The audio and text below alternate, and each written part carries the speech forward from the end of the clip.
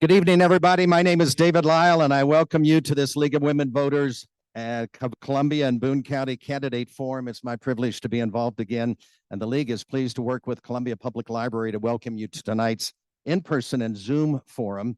We want to thank Lauren Williams and the Columbia Public Library for hosting this forum. Thanks to KFRU and KOPN for airing this forum on their radio stations. And the League wants you to know that they have prepared a voter guide for this election, and it's available on their website. That website is LWV-CBC. That stands for League of Women Voters, ColumbiaBooneCounty.org. At this forum, you're going to hear from candidates for the contested races, Columbia School Board, Columbia City Council Ward 4, and the Columbia Mayor. So we request that you, as you participate tonight, understand that we do have people using this little speaker thing right in the middle there that are trying to listen remotely. And so respectfully keep it as quiet as we possibly can through this forum so that everybody can hear what's going on and what the candidates have to say. The League also will have the timers up here in the front, and they will be holding up signs letting our candidates know as the countdown begins for them to wrap up their answers.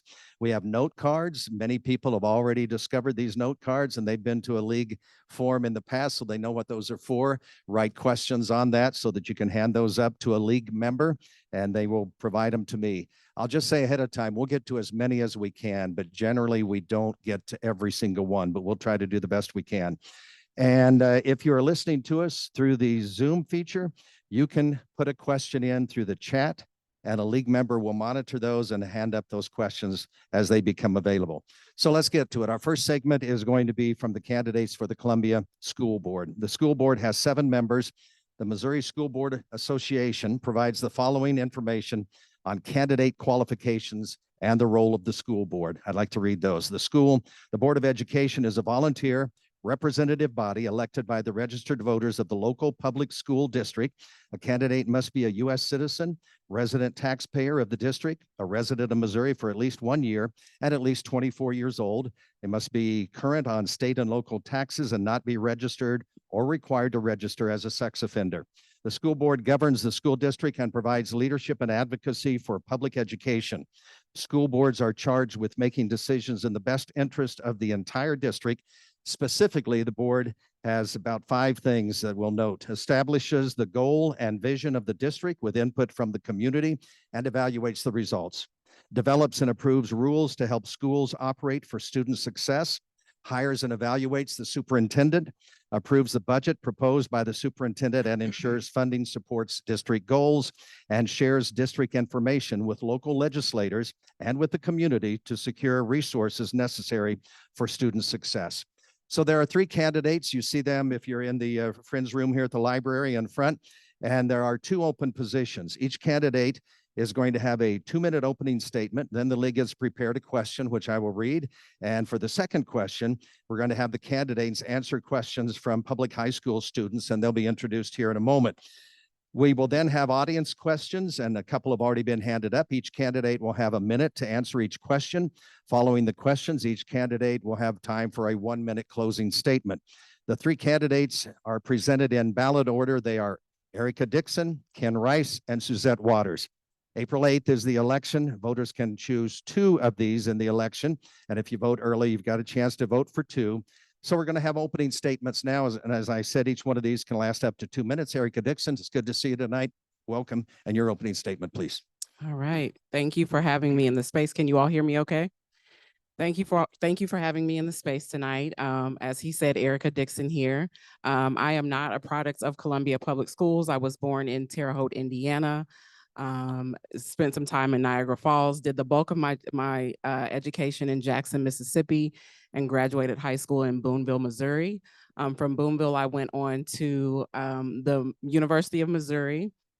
Transparently, shortly after my freshman year, I had my first child and decided that Moberly Area Community College was a little bit more affordable for me, so went back there. Went on to Columbia College to obtain my Bachelor's of Arts in psychology with minors in sociology and education, and got my master's there as well. Went on, and what I'm really excited to bring to the board space, if I'm able to obtain a seat, is my experience in CPS working within the system. in various roles, starting as an attendance secretary. I served as an instructional aide, a homeschool communicator at Alpha Heart, and most recently as the assistant director of student services.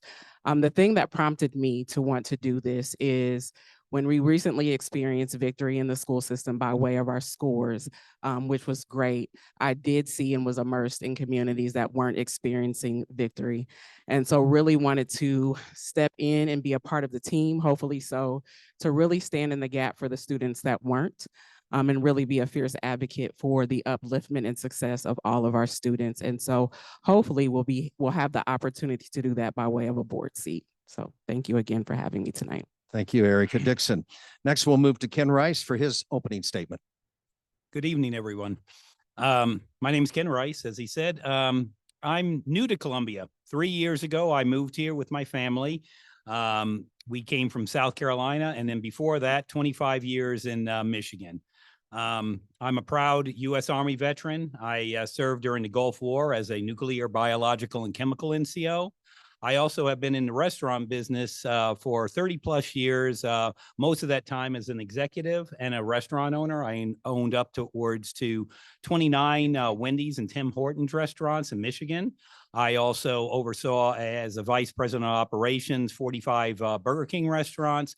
And now I am the chief operating officer for a little sandwich shop that's grown bigger called Pickleman's here in town that started in 2005 by a friend of mine named Doug Stritzel.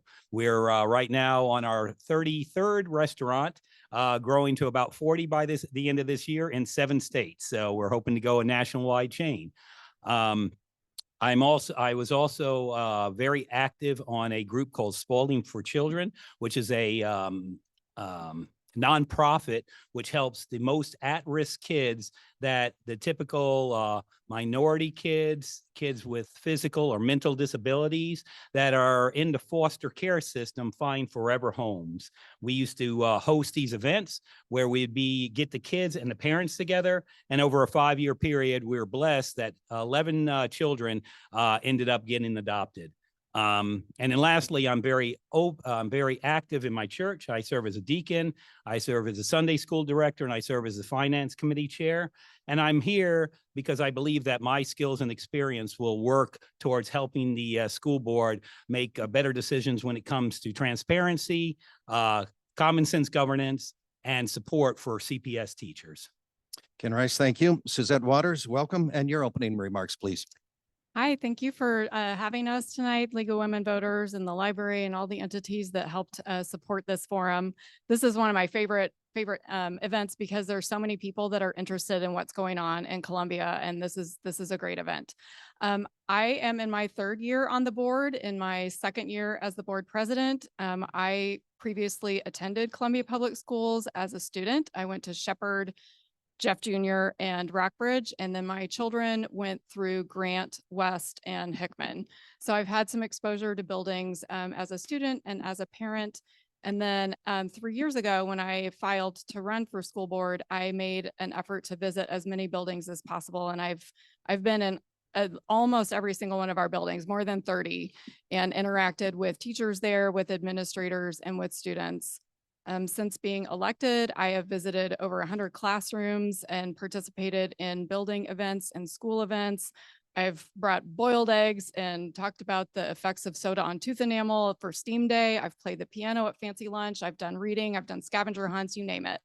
I love immersing myself in the environment of Columbia Public Schools because I believe you can't govern something that you don't understand. And so it has been really important for me to be present in those education environments. I've been a persistent presence in the community for 40 years. I've lived here.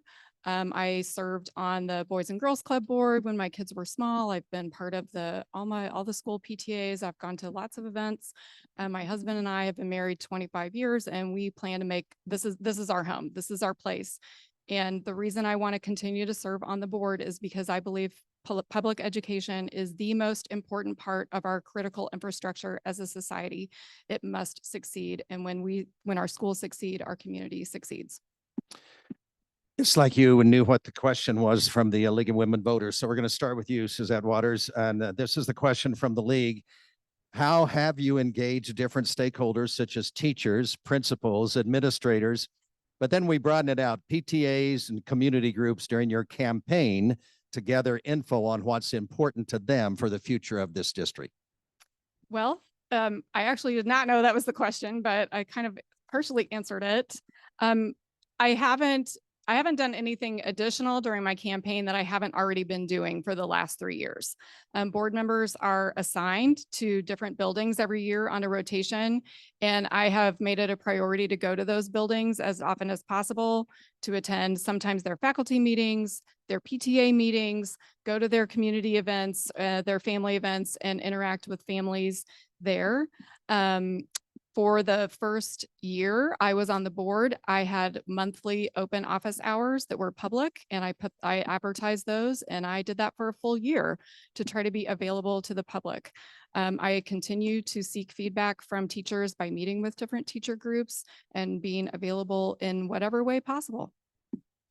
And again, just a reminder, 60 seconds is what the league is timing on these answers to these questions. Ken Rice, your answer to how have you engaged different stakeholders like teachers, principals, administrators, PTAs, community groups during your campaign to gather info on what's important to them for the future of the Columbia Public School District? Well, the first thing I realize is that as an executive, I know that I don't know all the answers. So what I did immediately was create an advisory board. I currently have an advisory board of 18 former and current teachers that are in the CPS system, some being part of the MSTA, some being part of the NEA. Many of them are retired. I also have a coach, a high school coach. I have a principal. I have a SRO, among many others, as I've gotten to know people throughout the town. I've sat in at least one PTA meeting. I've met with 2 principals so far. It's a short time to get together with people right now, but in the short period of time, I've gotten a lot of information, and if I get elected, I will continue to have that advisory board and fill it out to use that as a sounding board for any decisions that I make going forward. Thank you. Erica Dixon, same question. Would you like for me to repeat it? No, I think I'm good. I thought you might be. I think I'm good. Although I want to definitely honor engaging in a political space is very unique. But like Suzette, this has been a continuation of work that I was previously doing, especially having worked in the system in many different capacities, and most recently in an administrative capacity where I was able to work closely with a lot of teachers and administrators at a building level. Since transitioning out of the district, I also established what we called an educational doula pilot. So just helping folks navigate the educational system. And through that have been able to work with different student groups, specifically in 2 different high schools right now, as well as establish a parent group within Battle. And so really, like I said, that being a continuation of work and expanding of the work that I was already doing in those various roles. Just like to say, for those of you who are just up in the front here, this is standing room only. May have to find a bigger room next year or something like this or next time. And that's good. I'm glad to see such an engaged community with this. Well, this is one of my favorite parts of this particular forum, and that is for the last few years, the league has worked with the school district to see if there were students that would like to come to this event and ask questions. And we have 3, 2 from Hickman High School and 1 from Rockbridge. And so they will come up at this time and address the 3 candidates with their questions. First up would be Grace Harris of Hickman.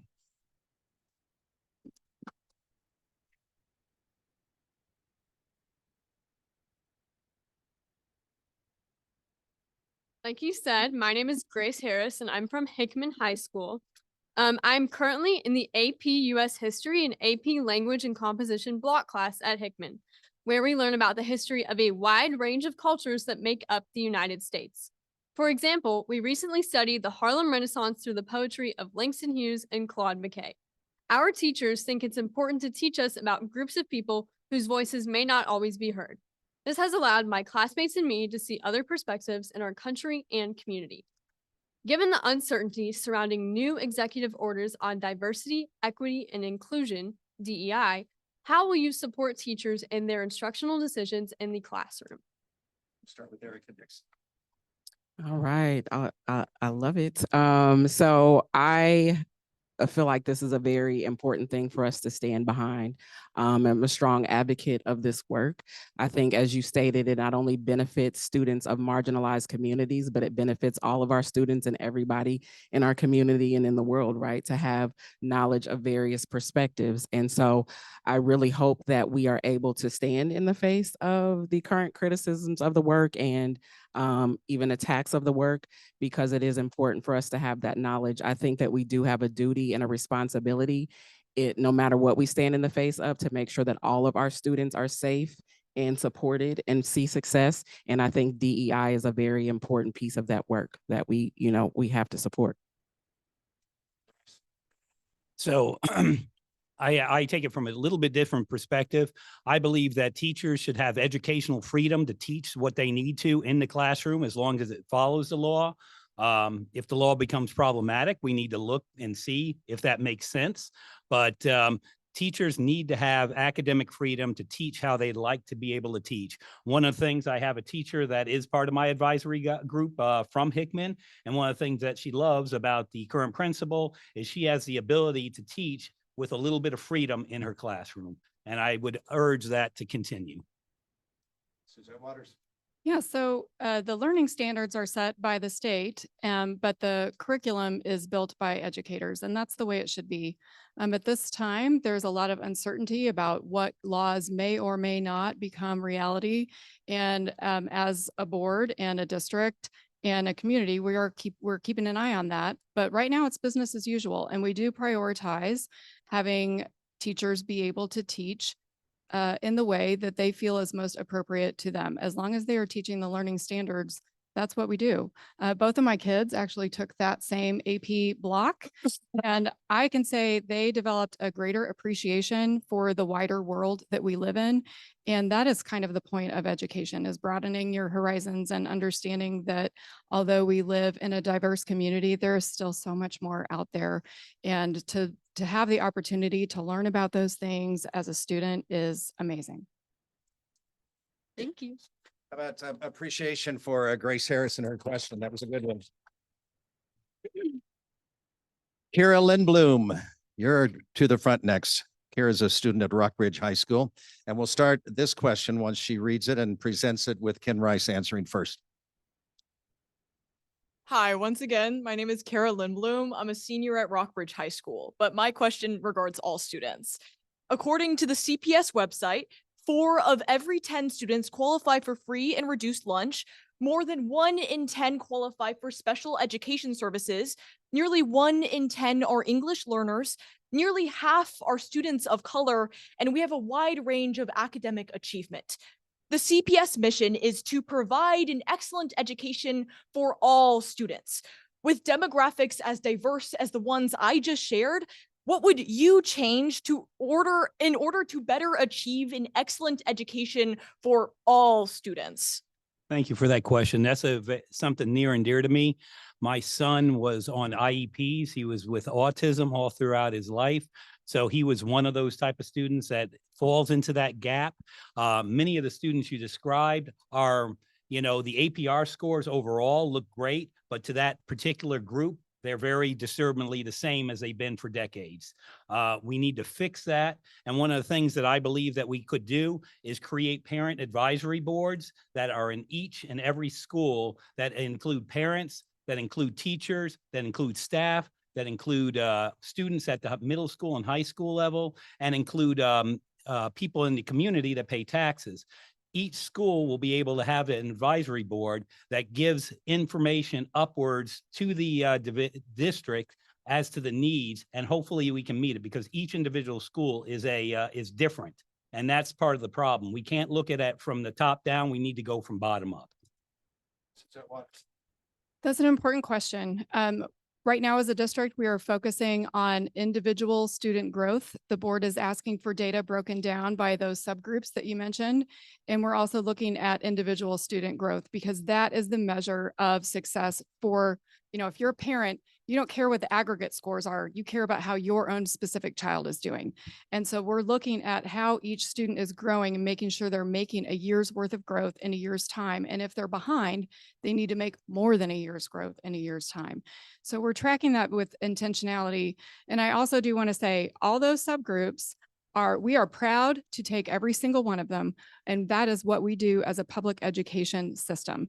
If we dilute the funding that comes to public education, who is going to be looking out for those kids? Because private schools don't take them, parochial schools don't have to take them. They don't have to provide those services. Public education is the system that gets this done.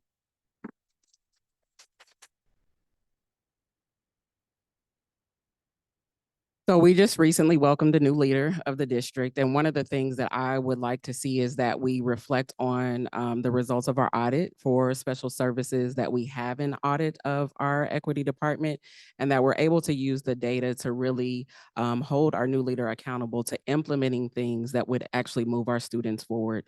And so really honoring what we've seen from our previous data, really having transparent and raw conversation about what we're seeing, right? And not just moving past it, moving on, seeing those students as sometimes what I say is collateral damage, but what do we need to do to impact those students, and really looking to our new leader to be able to do that based on the data, not based on feeling or emotion, but based on the data, and really taking innovative approaches to meet the unique needs of our students, because their needs are unique. And so, yes, really looking to our new leader to see what their plans are for that.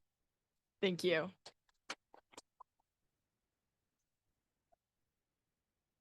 Kira, I'd just like to say I'm threatened for my job in the future, but I'm Right. afraid that your passion would be wasted in doing this. You need to be a candidate in the future. Be nice. Impressive. And we've got one more. This will be Isu Molel from Hickman High School, and she will read her question. And Suzette Waters, you'll have the first go at this. Welcome. Hello, my name is Isu Molel. I am a junior at Hickman High School, and my question is, many of my classmates, sorry, many of my classmates are immigrants with varying legal status. Seeing how ICE has increasingly affected people across the country, how will you support my classmates' rights with ICE if ICE knocks on the schoolhouse doors? So hopefully that will not happen.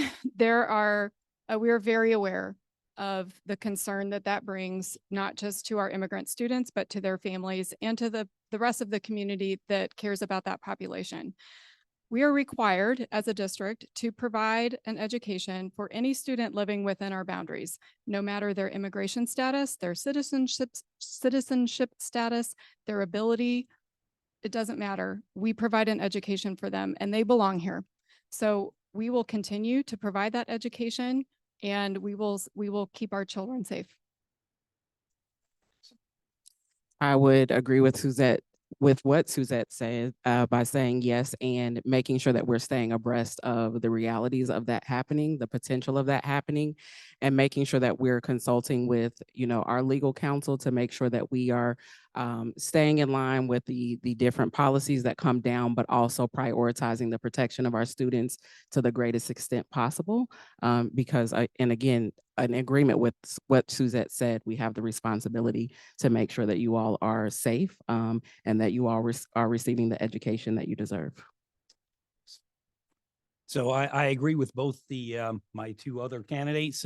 One thing I would say that I would try to do is to try to figure out how we can get those people to fit the legal definition so they can be here and not have to worry about ICE coming after them. I would try to figure out ways to make sure that we can make them legal so they can be here and be productive, especially students that are trying hard, which I believe almost probably every immigrant that I've met are one of the hardest workers that I can ever see. So I think we just need to try to make sure that we can do everything we can to get them legally right.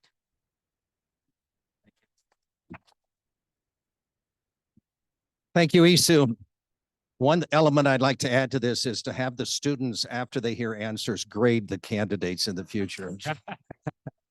Just a suggestion. I think that would be kind of fun because you all are graded regularly. You should have a chance to say, that was a good answer. That was not a good answer. All right. We have questions from the audience. And the first one to answer this is going to be, we're going to start with Ken Rice on this one. And it's two things are happening to us simultaneously. This is from the audience. Resources and support are being withdrawn while our state legislature is reaching into our communities to impose values, quotation marks around values, and decisions upon us. How can we cope? Well, resources, I think it's is happening a lot on federal and state level right now. It's happening so fast that I think we just have to be very nimble and understand what's going on. At this point, I can't say that I know for sure. I don't think anyone knows for sure. We need to make sure that we understand the law. We need to make sure that we follow the law. And then we need to try to say, okay, where does it make sense? And where does the school board specifically able to involve themselves in trying to make things better? And what was the second part? It's really not two parts. It's just two things are happening. Resources and support are being withdrawn. And well, you said the values are being done. You know, I think, you know, it sounds like, I think any administration tends to impose values. I think values need to come from parents, not from state or federal law. Suzette Waters, two things happening simultaneously. Resources and support are being withdrawn while our state legislature is reaching into our communities to impose values and decisions upon us. The questioner wants to know, how can we cope? Like I said before, learning standards are determined by the Department of Education, but the curriculum is determined by educators. So I don't think curriculum or standards should be set by legislators. That becomes a little bit of a political moving target, a little bit of turns education and the words we use in education into lightning rods for conversations that are not relevant.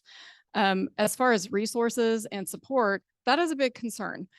When the state is talking about getting rid of the income tax, limiting the increase in assessed value, all of those things transfer to how we get our revenue.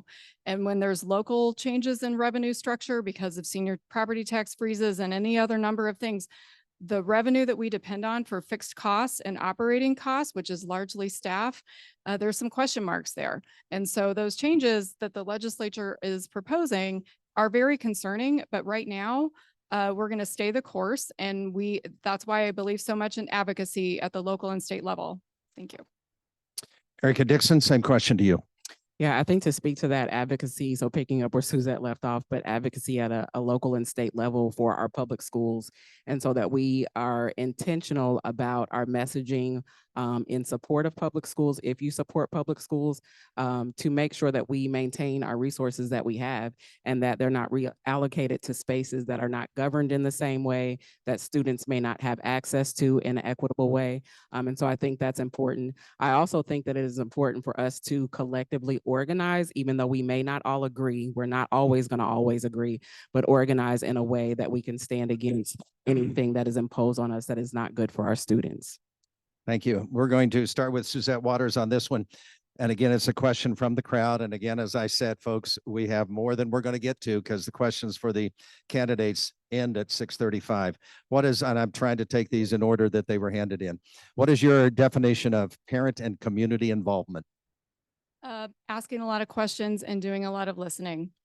So that looks like not just PTAs, because different buildings have different supports in those spaces, but making information available to the public in multiple formats and seeking feedback. Just spitting out information is not necessarily helpful. People need to be able to respond, and then we need to demonstrate that we've listened to that. So I would say being in as many spaces as possible and requesting feedback in as many formats as possible.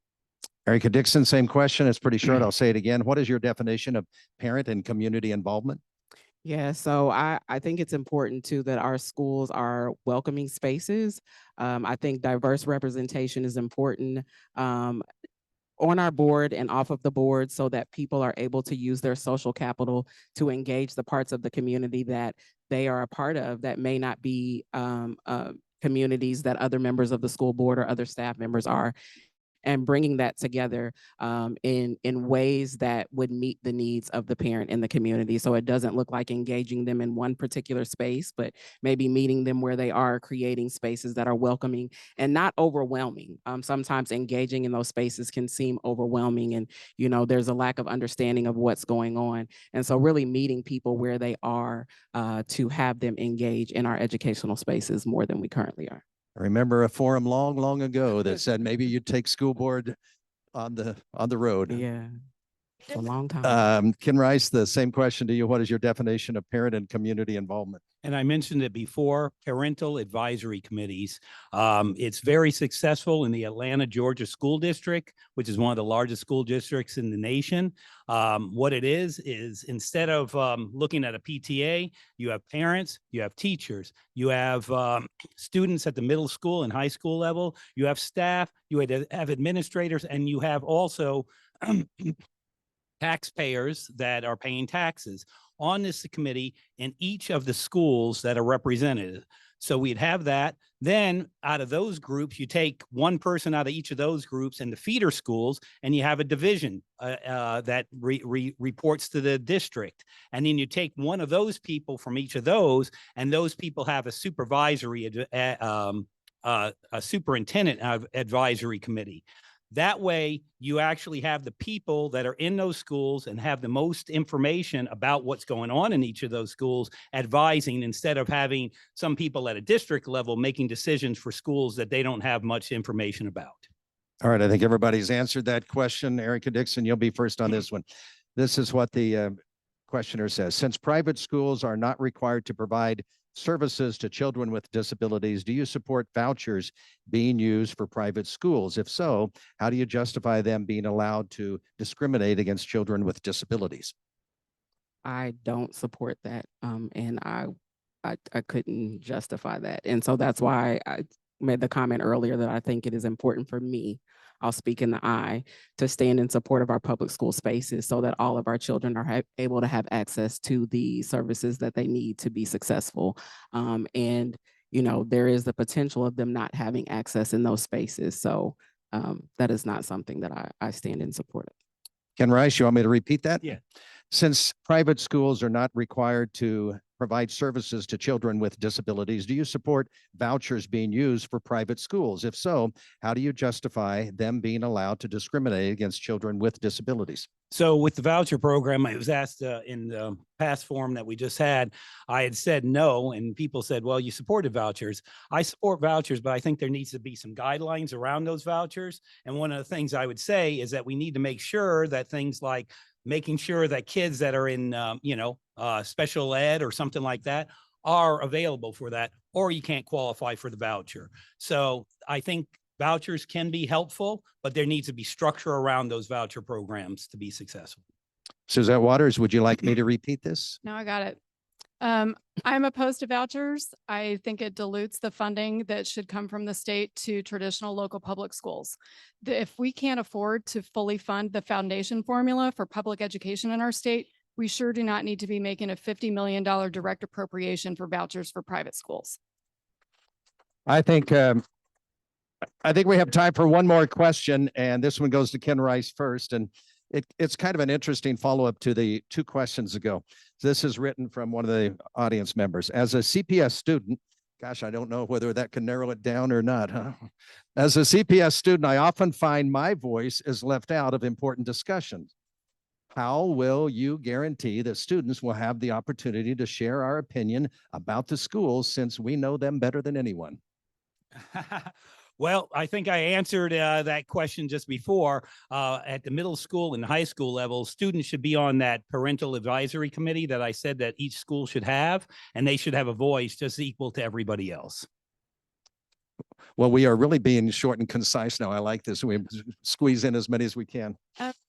So the board in the past couple of years has attempted to include more student voices. We have a student voice section in our board meeting, which has been a really interesting way to learn about the different things that students can participate in and hear in their own words what they enjoy about their school experience.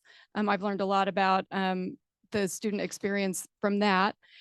We've also asked that whenever we send out surveys to gain feedback, such as for a boundary change or most recently about the superintendent search, those surveys are also going to students.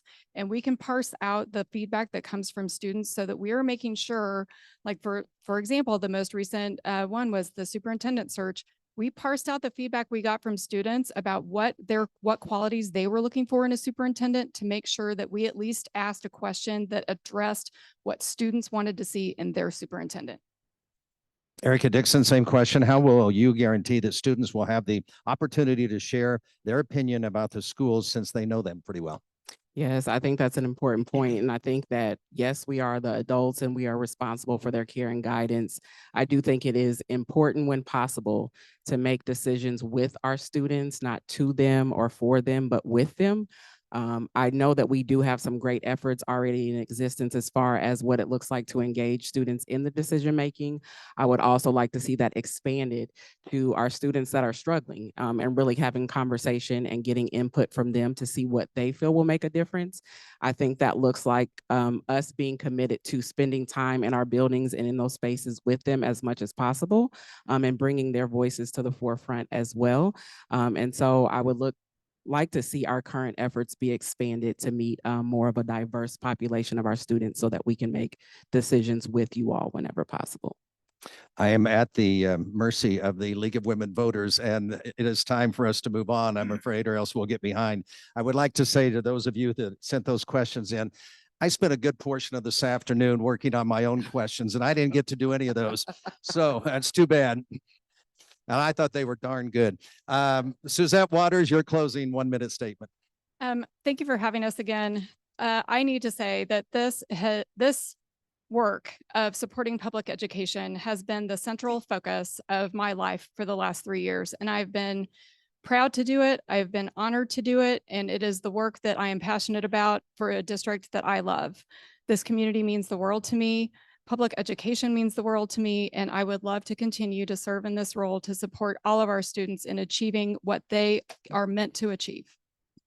Ken Rice, your closing statement, please. I want to thank everyone again, just like my other candidates, that for having us today. I think that I can bring a different perspective that maybe not having the board right now, some different thought processes that can help.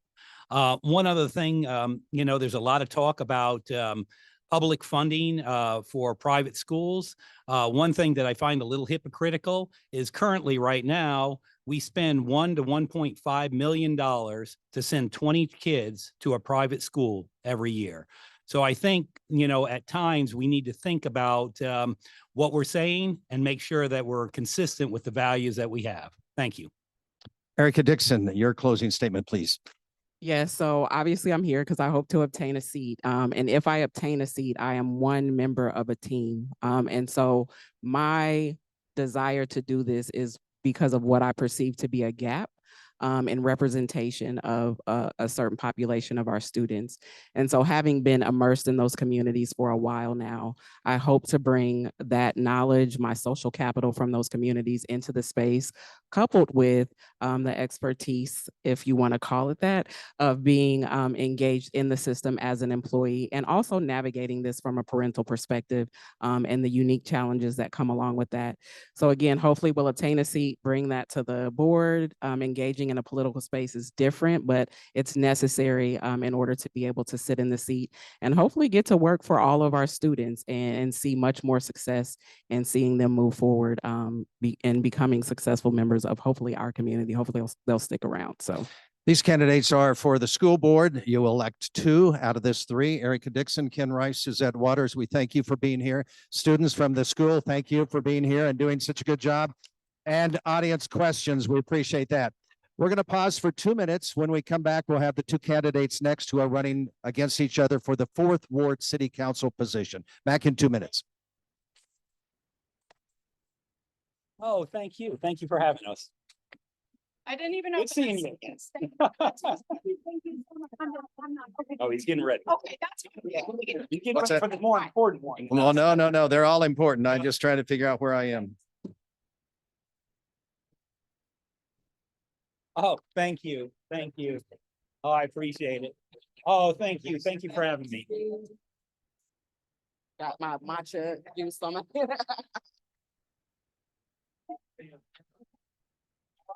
For that, we'll do both. And this, it's tough. I can't just do one specific candidate.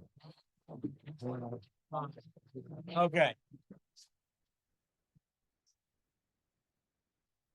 Yeah, sure. Okay, I'll use these. That's good. All righty. How many are left after this? She was over there. Okay, that it?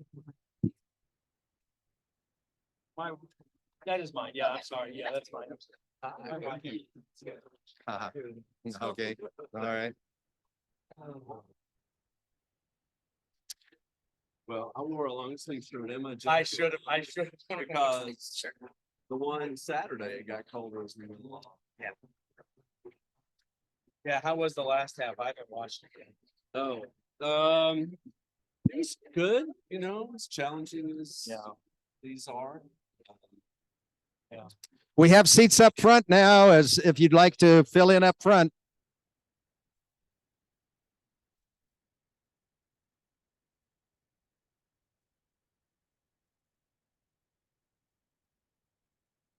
David, is just the two of us in this? Oh, okay. Okay. And then the mayor's.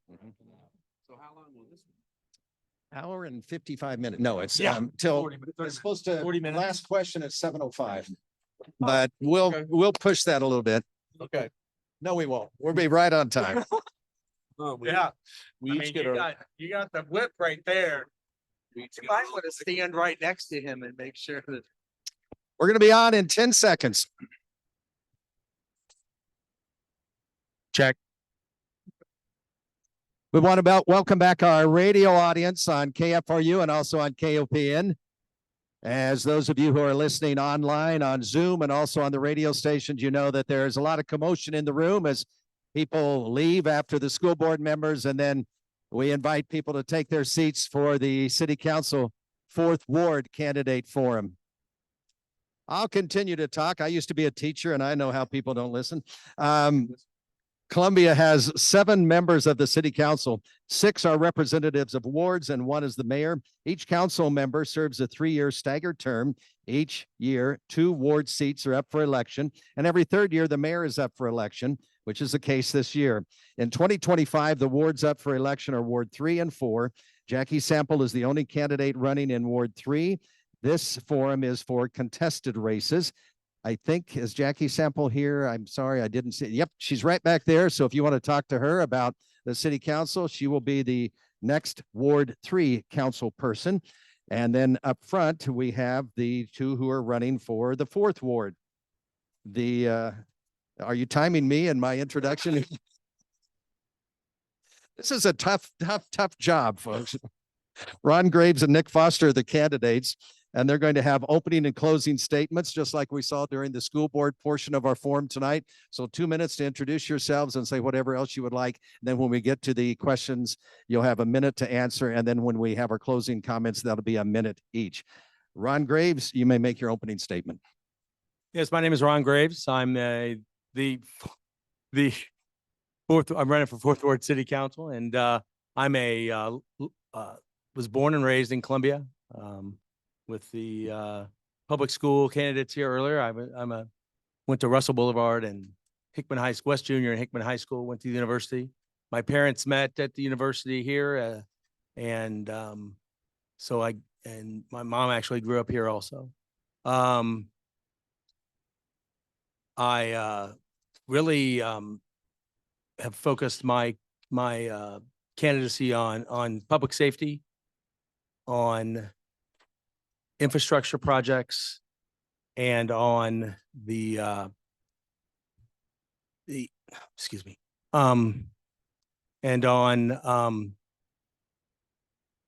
affordable housing in Columbia. I really would appreciate your support in the election on April 8th. Nick Foster, you've got up to 2 minutes to make your opening statement, please. Well, first I want to thank the league for having this. This is sort of it's the penultimate one for me and for most of us, but the league does such important work. I'm a huge fan of everything that you do. and am grateful for that. I also want to welcome everyone to the 4th Ward because the library is in the 4th Ward. And I, in fact, picked up a book when I walked in that I had reserved, and it's so nice to be able to be within walking distance of the library for me. I am the current representative for the 4th Ward on the Columbia City Council, and I'm running for re-election. One of the reasons that I'm running is that I really believe that we've been very effective over the past 3 years. We've gotten a lot of things done, but there's still a lot to do. And I will tell you that when I was filling out the questionnaire for the league in anticipation of their putting out their voter guide, I wrote more than I was supposed to, but it turned out to be a really good exercise before I cut it down to the amount that they wanted, because it gave me a chance to really think through a lot of things. So when it comes to things like housing and infrastructure and all of the things that we talk about, public safety, I've come to the conclusion that perhaps the largest single challenge we have as a community is our growth and managing that growth. Our city is growing at an enormous rate. Even in the 15 years that I've lived here, we've seen a lot of change. So looking forward, we need to do the things that need to happen to happen in order to manage what we're doing. I'm grateful to live in this town and grateful to serve, and looking forward, hopefully, to serving for another 3 years on the city council. Thank you both. Ron Graves, this question is going to go to you first. It's one of the questions that was submitted by the League of Women Voters. The city has many boards, such as the Building Codes and Police Review, that can provide important information for city council members. What is your experience and knowledge about these boards, and are the boards being utilized effectively? You know, I sat on the CBDG board previously, and also was one of the original members of the Historical Preservation Board in Columbia. It's very important that, in my opinion, that the city council listen to these boards and really take into consideration what they are saying. We had a couple of instances in our, when I was on CDBG, that our recommendation wasn't taken. They actually funded a project, and after that project was funded, that we did not recommend, they ended up having some issues with the organization, and they had to stop funding that project that they did. They're the ones that hear the original issues. They're the ones that the organizations come and speak to. So. Just a reminder, those of you who want to submit a question from the audience here at the library, if you write the question down, just hold it up and league members will come and pick it up. You won't have to get up and come to the front. And if you're listening to us on Zoom, you can use the chat feature to submit a question. Nick Foster, the question that Ron just answered, the city has many boards such as Building Codes and Police Review that can provide important information for city council members. What is your experience and knowledge about these boards? Are the boards being utilized effectively? Well, there are over 50 boards and commissions, and that's one of the things that's challenging about managing all that they bring to us. But I will tell you that for me, it's a very critical part of being able to make the decisions that we do make. I take very seriously what boards and commissions recommend to us, the research that they do and the work that they do ahead of time.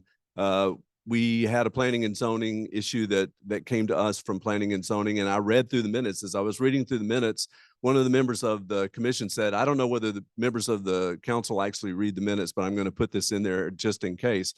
I read it, and I pay attention to all of those boards. One of the biggest challenges that we face, honestly, is being able to fully staff, as it were, all of our boards and commissions. Last night, we made appointments to the boards and commissions, and it was really, frankly, sort of disappointing that it was so easy to do because we didn't have anyone to choose from, because everyone who had applied there was a place for them to serve. And so this is one of the things that I strongly encourage people to do, to look at those boards and commissions, find the places that match your interest and apply. We'll go to the next question, also from the League of Women Voters. And Nick Foster, you're first on this one. What are the 3 most important things that you would want to do for Ward 4? Well, the thing that comes to mind immediately is that we really need to deal with infrastructure issues, particularly related to electric transmission. And this is one of those situations where we've had this issue sitting around for a good long while. one of the things I'm proud of about the past 3 years is that the council has been very intentional about moving some things along that have been sitting there for a while. The introduction of roll carts is a really good example of that. You know, that was a difficult decision in some ways to make, but we made it and we moved on. We really need to do something with the electric transmission lines to be sure that we've got what we need in order to meet the needs of the people, and that when they flip the switch, it's there. For the fourth ward in particular, I think there are other infrastructure issues at work, including our roadways. But one thing that really comes to top of mind is results from a conversation I had just the other day with someone who makes a very good living, but they can't find the housing that they want in the fourth ward or elsewhere in the city. Housing is a major issue, and we need to address that for everyone, including folks in the fourth. Ron Graves, a question to you. What are the 3 most important things you would want to do for Ward 4? You know, I really think that we need to look at the issue of public safety in the fourth ward. We really recently had a fire that was right outside of the city, but right outside of the fourth ward also. Because it was in the county. The Boone County Fire Department was supposed to respond to that. They could not. There was nobody at their firehouse right there on the corner of Barter School Road and Scott Boulevard.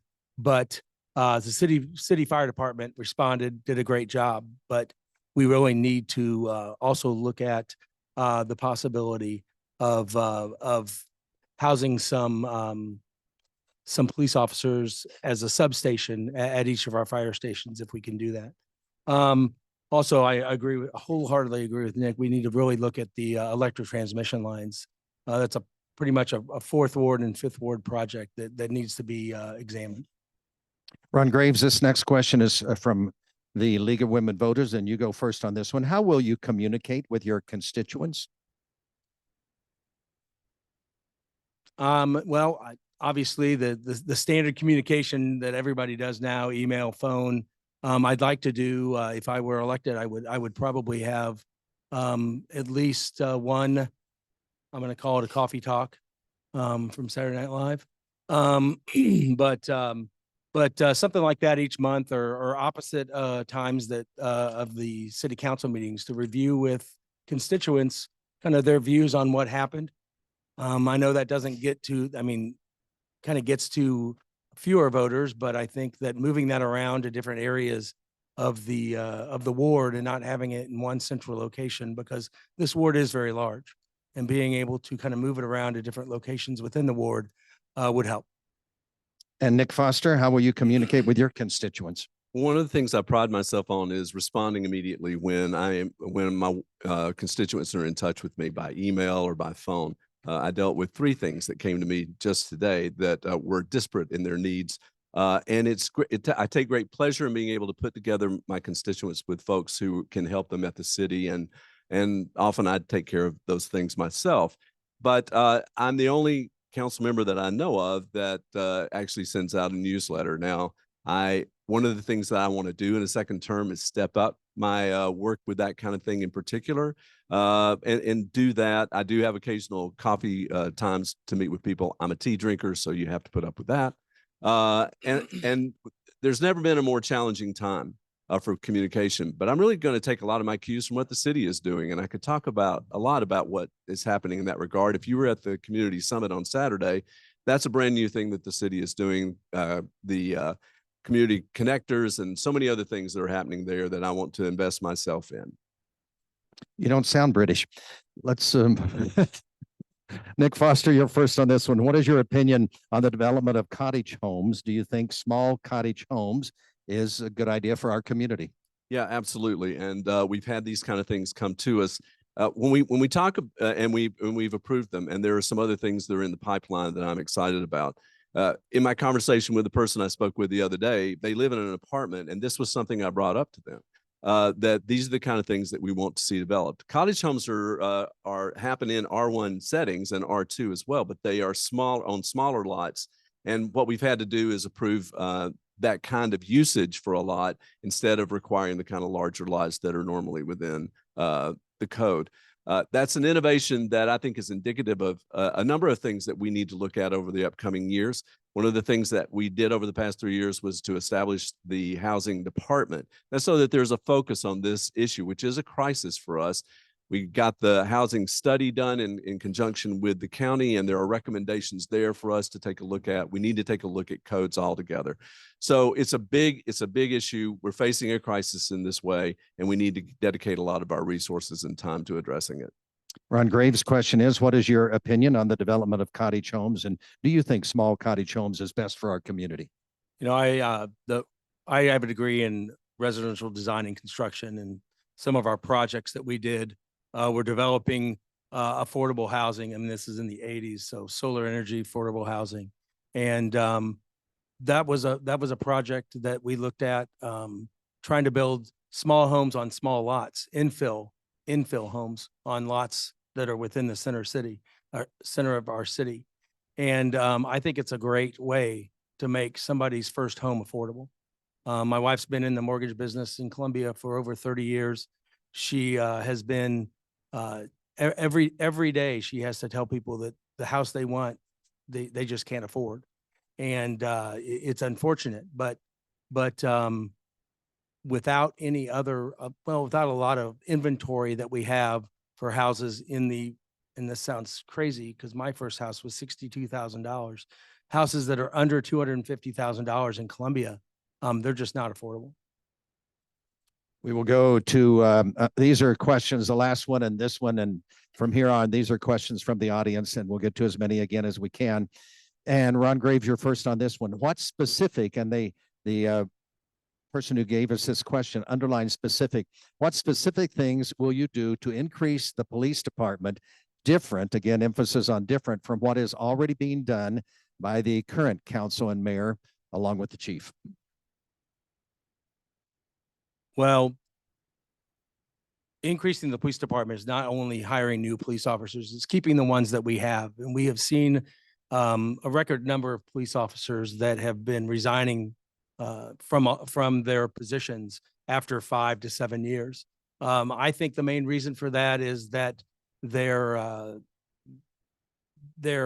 pension has not been funded. We need to have a plan to fund their retirement. I think that will keep the people here. I think that will it will keep the experienced police officers here rather than leaving and going to other communities. Nick Foster, the same question. What specific things will you do to increase the police department different from what is already being done? Well, I guess I'm wondering about what the term increase the police department actually means. I think that the police department has an enormous amount of support on the council. And in large part, that is because of the renewed leadership we've seen from Chief Schluty. She's doing an outstanding job. And among the things that she's doing is that she's hiring more police officers. We had about 29 vacancies back in September. That's down to 14, I think now. I attended the police academy graduation this past Friday. We had 14 to go in. We had 14 to come out. And I think one of the reasons for that is that, and when I say come out, I mean they graduated. And that could be taken a lot of ways. And I think one of the reasons is we have a high bar for who we hire. And I support the police department in continuing to do that and continuing to look at the ways we do that. Right now, they're saying that their purpose is to protect the vulnerable. That is what Chief Schluty says is their North Star. I will support them in every way in doing that exactly. Ron Graves said a moment ago something about pension, and this is another question from the audience member, Nick Foster, first on this. To get money needed to better fund the pension, will you cut programs or raise taxes? Which ones? Be specific. Well, let me say first that I think that we need to maintain our obligations to those who have served. And at this point, we are doing that. We did have a meeting recently with our actuary and others to talk about what needs to happen with the pension. It would take $150 million to completely fund the pension, $120 million to fund it to 80%. Now, the general fund, which is really the only fund that the council has real power over, is about $100 million. So you can see that it'd be a tremendous reach to get to that place where we fund that.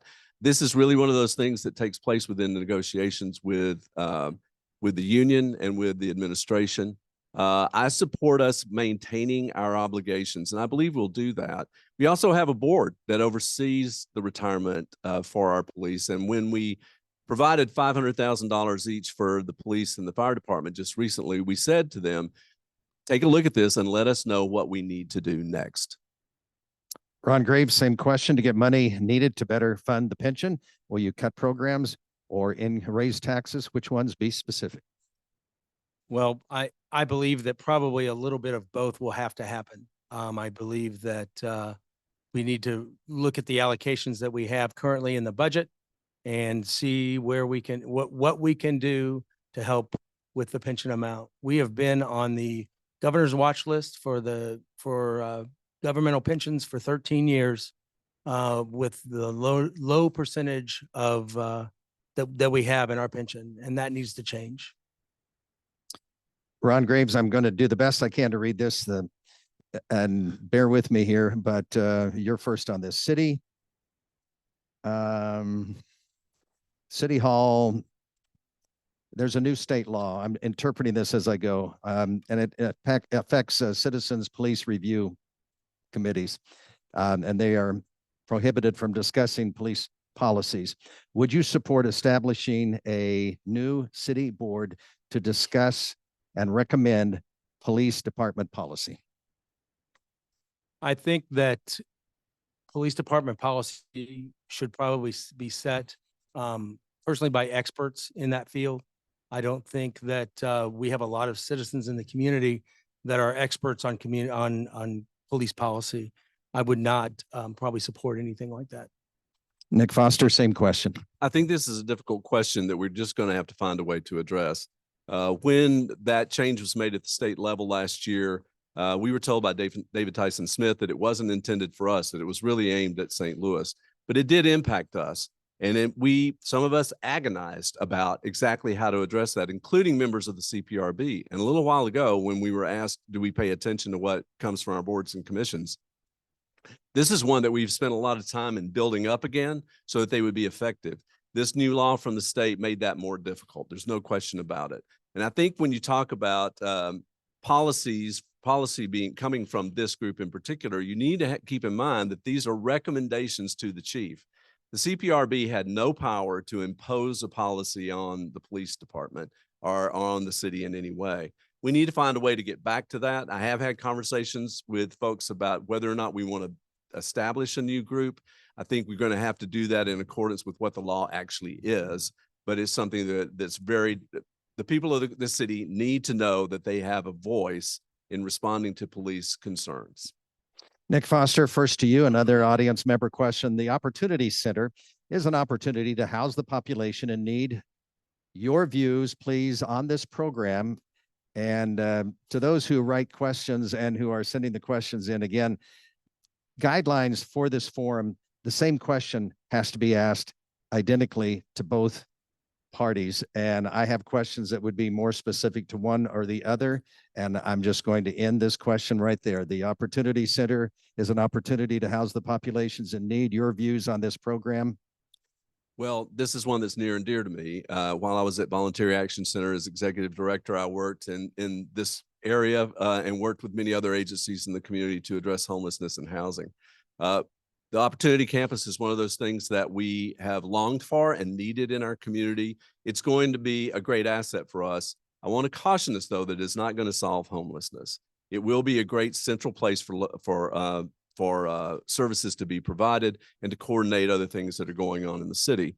I think it's really important to note that while the city did provide ARPA funding for this construction, along with the largest amount of funding coming directly from the state, the county, and there's a lot of private money being raised, the city needs to continue to be involved in supporting the work that happens there.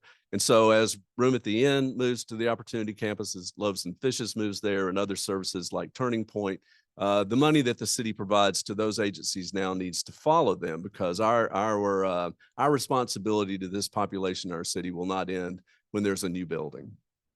Ron Graves, same question. The Opportunity Center is an opportunity to house the populations in need. Your views on this program? Yeah, I spoke with the director of the Voluntary Action Center about this project, and I think it's a fantastic project. I think they will do a great job in running this program and doing what they need to help the homeless in our community. I think the city does have responsibility to help them. I think that by funding certain programs within this in this program, it will help our community, but it also there needs to be some goals and objectives that they need to meet for that funding. Final question, and we'll start with Ron Graves on this. We have, this is from the audience member. We have many, actually a Zoom participant. We have many varied opinions on the safety of Columbia. In your opinion, what is the most concerning safety issue in our city, and what solutions would you like to introduce? So the most concerning thing is, in my opinion, is the use of firearms in our community by teenagers and young adults. I really believe that a good solution to this program would is to reinstitute the community policing program that was stopped in 2018 because of the low number of police officers that we had.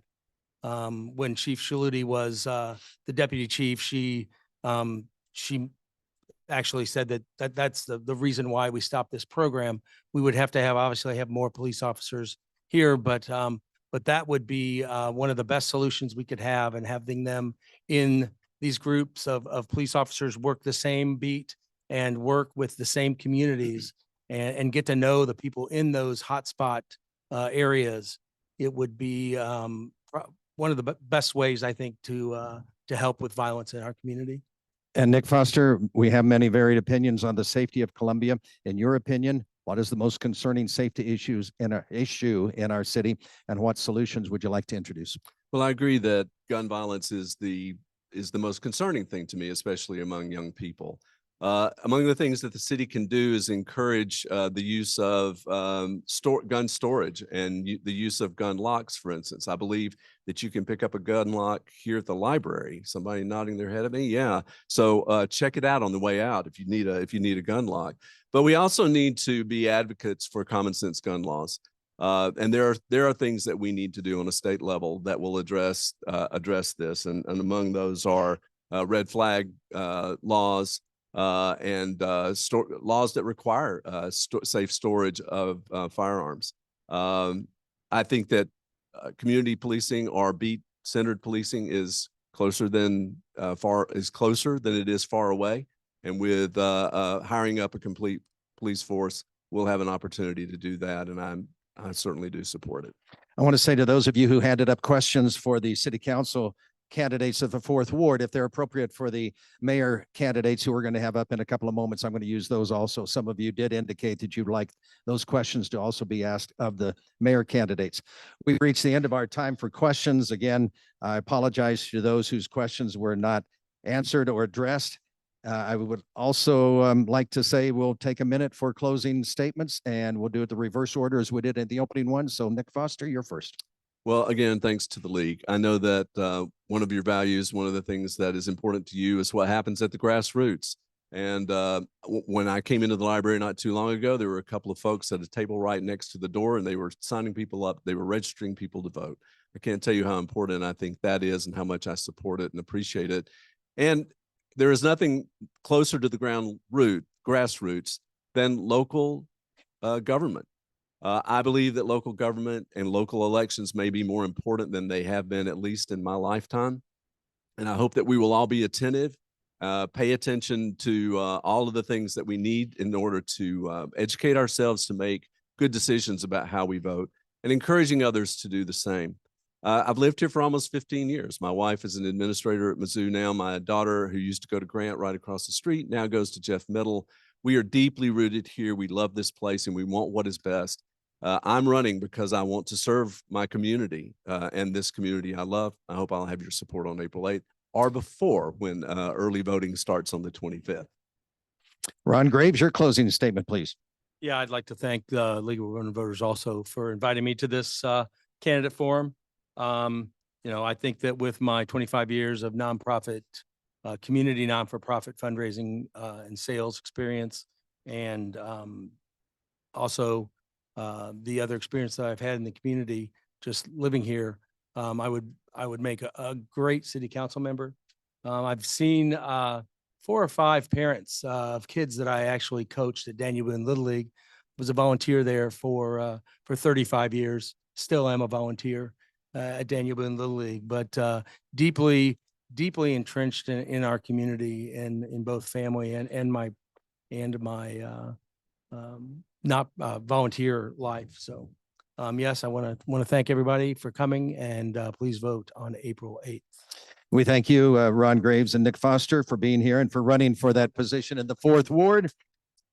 And we will take a 2-minute break while we ask those candidates to step down and to have the mayor candidates come forward. Back in 2 minutes. Oh, yeah, I understand. Yeah. Oh, thank you. Thank you. Yes, thanks. Appreciate what you guys do. To you, you have peers in a mule skinner form that other counties bring home to. I'm sorry? No. Huh? I couldn't do this. And I don't know how to tell you who that was.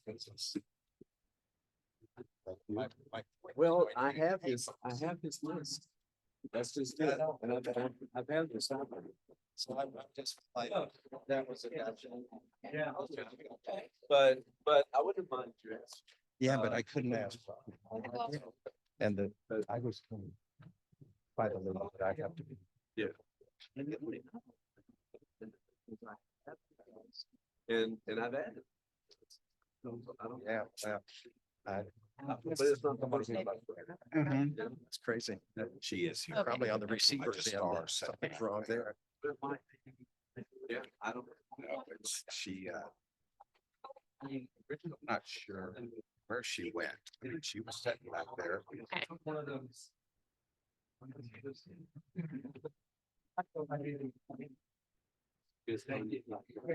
She is actually. I saw her walk in.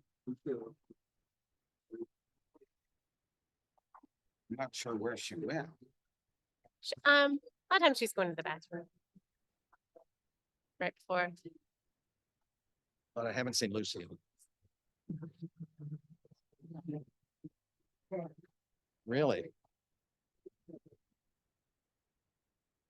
Yeah.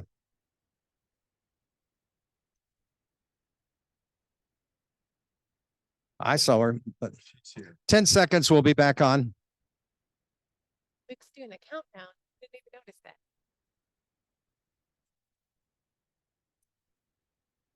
And good evening again to our audience members who are listening on KFRU and KOPN. Also, those of you who are on Zoom, we appreciate your participation tonight. And we're getting ready for our 3rd and final section of our forum. This is the, thank you, League of Women Voters Forum. Tanya, come on up here. We've got, I see at least right now, 3 out of the 4 candidates for mayor of Columbia. And we are going to have our forum move into that portion of our evening and wrap up with this. Again, thanks to the League of Women Voters for always doing such a good job of hosting these forums, and also for the library for being our host. And let's talk about candidates. 4 candidates running for Columbia mayor: Tanya Heath, Barbara Buffalo, Blair Murphy, and there is a certified write-in candidate, and his name is Lucio Batoy. I don't see Mr. Batoy here right now. Maybe he'll come later. We're going to allow 2 minutes for an opening statement from each candidate, and then we'll have the questions, just like we've done in other 2 segments of tonight's forum. Each candidate will have a minute to answer each question, and then after we get to the closing time of 7:50 for this group, we're going to ask for the closing statements, and that'll wrap up our forum for tonight. So, opening statement's going to be presented in ballot order. Tanya Heath, welcome. You have 2 minutes to introduce yourself to the crowd. Okay, can you hear me? Okay, so my name is Tanya Heath, and I am born and raised in Columbia. I went to Fairview West in Hickman, and I graduated from the School of Journalism with an advertising degree. My husband and I have a young adult daughter who also went to all those schools. And the reason that I am running is because I feel like that there is cloud of confusion with communication when I hear things are not moving in a forward direction. And I talk to a 360 type of research with people I'm talking to. They all have different answers as to why things aren't moving the way that they should. And I think that my communication background will help because I want things to be clear. And so, for instance, on the crime in Columbia, if you hear people say, well, crime is down, that's because they're looking at the state patrol numbers. If you talk to some police officers, it's the way that it's reported. And so if it's reported that a person's punched in the face and that they're stabbed in the left arm and they're shot in the right leg, it may only be reported that they were shot in the right leg. And so does that matter? Does that matter if the number's 300 or does the number need to be 900 because it was 3 incidences, even though it was the same person? And so there's just various things that as we're trying to clarify what we're doing, how we're doing, and how we're moving the city forward, where we're stuck, and how we can work together so that we can hear everyone and accomplish the goal of listening and working together to move our city forward. I think we're at a critical time and we need to do that. My focus is on safety, both on supporting the police and on prevention. It's on infrastructure. It's on other things. Thank you. Barbara Buffalo, your 2-minute introduction, please. Well, good evening, and thank you to the League of Women Voters for hosting this. I think when Nick said it's the pinnacle event, I was like, I have 4 more forums. What are you talking about, guy? One of the things that I've been most proud of over the last 3 years is getting things done. You know, previously, for those who didn't know, I worked for the city for 11 years as our city's first sustainability manager. And one of the things, you know, I got to do is to work in all the different city departments, work within community groups around town to find out where there were opportunities for us to have efficiencies. And one of the things I kept noticing over and over was a process would mess it up, or we would have to recreate a process or a program or plan every time we were doing something. So for the last 3 years, I've been really proud of getting some of those efficiencies done. So we have the same sort of ways that we do our communication and outreach around big infrastructure projects, but we can improve. And that's why I want to continue to run. That's why I'm continuing to run for mayor, is because while we've been getting things done, like the water treatment plant expansion, moving the needle on automated trash collection, I'm sorry, somebody that is at the podium does not care for them, and let it known very throughout my career. Let's not get personal. He showed me his picture of his roll cart just before this session. One of the things, though, is like moving those things forward and how important it is to continue having this experience in the seat of the mayor that has an understanding of the past of what we've been working on, as well as the best practices that other communities are doing and how we can repeat it, we can replicate it, we can blatantly steal it, whatever it is, to put it in place in Columbia. So one of the things that I think of when I think about the future is also that I'm worried. I'm worried about things that are happening across our nation. I'm worried about things happening in DC and Jefferson City and its effects that it's having on Columbia, not just with funding, but also just the narrative that you're seeing out there about going back to the way things were.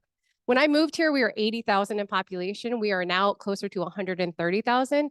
And with that growth, we need to plan for it. And I will stop because Carol told me to. All right, thank you. Blair Murphy, your opening statement, please. Thank you very much. My name is Blair Murphy, also known as Murph. I've lived here for 54 years of my 57 years. I'm the proud father of 2 daughters, ages 23 and 19. I currently own Johnston Paint and Decorating here in town. I started 37 years ago there and worked my way up from the loading dock to assistant manager to manager, and my wife and I bought it 12 years ago. We're very proud of that. We're actually celebrating our 100th year in business this year in Columbia, something I'm proud of. But why am I running? I'm basing it on infrastructure and affordable housing, but number one is public safety for me. I think we need to concentrate on some stuff moving forward, and I want the young people and families to have what I had when I was younger in Columbia. And I think Columbia is a great city. I just think that, you know, it just needs a little bit of attention drawn to public safety and stuff, and make it better for all of us here. So that's the reason I'm running. Thank you. Thank you. We're going to go to our first question. This is one that the League of Women Voters has come up with. And Tanya Heath, you're first on this.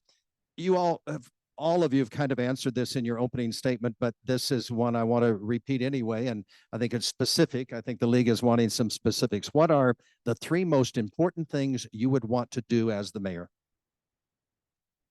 I would want to focus on safety holistically. So that would be supporting the police, their retirement, the tools, the training, and their mental health. But I'd also like to look at preventing crime. And we know that that happens with poverty, lack of resources, lack of a good role model, and mental health.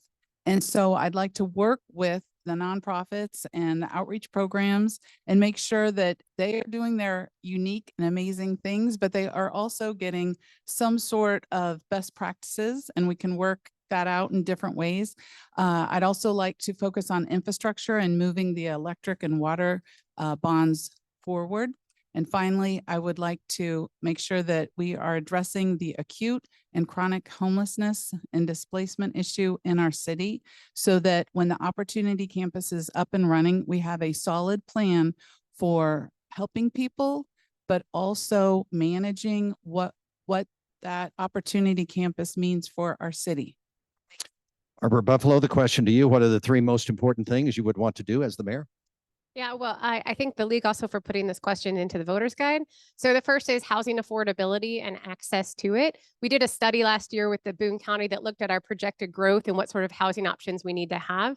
I'm proud that over the last 3 years, we've approved a lot of new subdivisions that have different looks.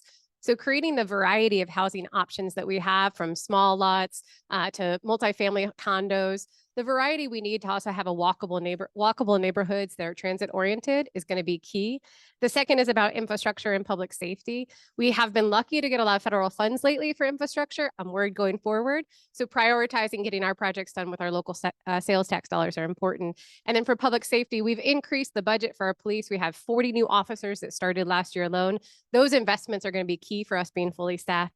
And then communication. This is huge. As we've grown, I'll talk to people all the time when I'm responding to emails, and they're like, I didn't know about that program. And I'm like, we need to do better about this. And I'm proud of the work the city manager has started implementing this past year to do that. And I'm talking as fast as I can, Carol. Sorry if anyone didn't catch up. Question now goes to Blair Murphy. What are the 3 most important things you would want to do as the mayor? First and foremost, again, is public safety. And my main goal would be to get us fully staffed and to make sure that we can take care of our city. Second of all, the infrastructure, you know, is extremely important. The power line issue, moving power around, dealing with all that stuff. You know, I know it's extremely important to get all that figured out, where the power lines are going to go, which route they're going to go, all of that. But also, affordable housing is something that's near and dear to my wife and I. She's currently on the board for Love Columbia, and we just actually built a home for a mom and 5 children in Columbia. So that is something that's near and dear to me also. So thank you. All right, let's move to another question from the league. Barbara Buffalo, you're first on this. If jobs at the university and local federal workers, such as VA staff, are reduced, as it seems that they're going to be, what will you do to bring employment opportunities to Columbia? Yeah, well, part of this happens through our Regional Economic Development Incorporated office. This is the city's economic development office that we then partner with major institutions and partners within Boone County. And one of the things that we focused on over the last few years is growth in this, creating new job opportunities, and not just in manufacturing, but also in research and medical investments. So I think that's one opportunity, especially with those coming from the university. The other thing that the role to play in this is also to advocate for those positions not being lost. And so as mayor, writing to our Congress representatives, writing to Jefferson City and to our local officials about the importance of investing here locally and keeping those jobs in Columbia, because it adds such vibrancy to our community. Blair Murphy, you're next. And the question again, if jobs at the university and local federal workers like VA staff are reduced, as it seems they will be, what will you do to bring employment opportunities to Columbia? Well, first and foremost, like Barbara said, I mean, my main goal is to keep everything here, to keep everyone that currently lives in our city employed. And that's first and foremost for me. So that's what I would concentrate on is making sure that all of our local people here are taken care of. Tanya Heath, you want me to repeat that or do you have it? I have it. All right. So yes, I would definitely talk to, the chamber and talk to businesses who may be interested, go to business conferences and that type of thing. But the other thing I think we need to look at is that, the small business community is the backbone of America. And so as you talk to people that are in the chamber, or I'm a founding member of the Columbia Black Professional Society, what does it take when you're a small business to become a successful, huge business? And some of it's mentoring, some of it is financial insight. There's all types of things. And so I would be focused, in addition to looking outside to bringing in, I'd be focused on what can we do with what we have here that are the gold nuggets that just need to be found and developed with mentorship. Next question, we'll start with Blair Murphy. This is kind of it's a good order for this particular question to have Barbara Buffalo last, because the question from the league is, how much time or hours per week do you anticipate you will need to work as a mayor? Great question. I've been told all kinds of numbers, but I'm counting on anywhere from 30 to 40 hours a week from what I understand. And again, I also own a business here that requires a lot of my time. So I'm looking forward to trying to balance everything and make sure that I can take care of our community also.